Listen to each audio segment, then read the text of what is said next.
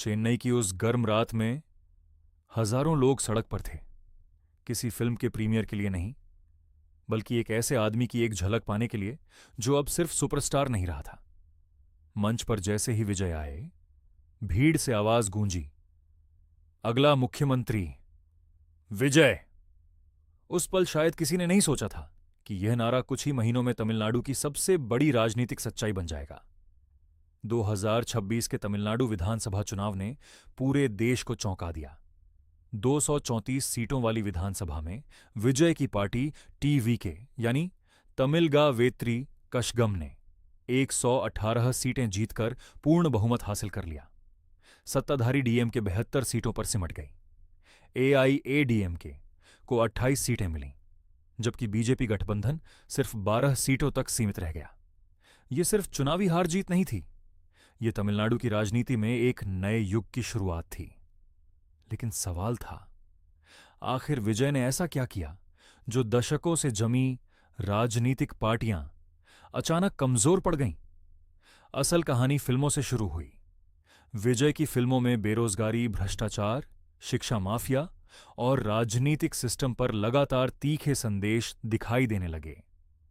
लोग सिर्फ मनोरंजन नहीं देख रहे थे, वे अपने गुस्से और उम्मीदों की आवाज सुन रहे थे। फिर फरवरी 2024 में विजय ने आधिकारिक रूप से टीवी के पार्टी लॉन्च कर दी।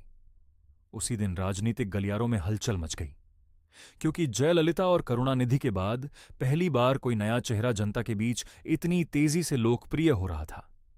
लेकिन विजय की असली ताकत सिर्फ स्टारडम नहीं थी। उन्होंने अपने फैन क्लबों को बूथ स्तर के संगठन में बदला, हजारों युवाओं और पहली बार वोट देने वालों को सीधे जोड़ा।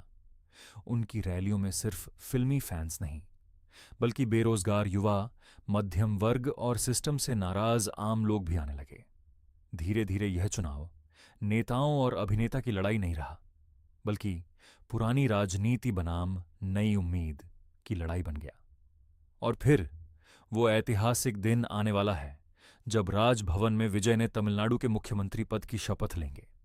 लेकिन इन सब के बीच करोड़ों लोगों के मन में सिर्फ एक सवाल है, क्या यह वही तमिलनाडु है जहां कभी एमजीआर और जयललिता ने सिनेमा से सत्ता तक का सफर तय किया था?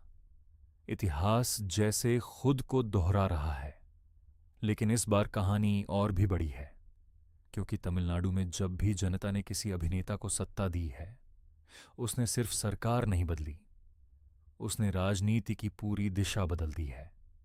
टीवी के प्रमुख विजय को बहुत बधाई।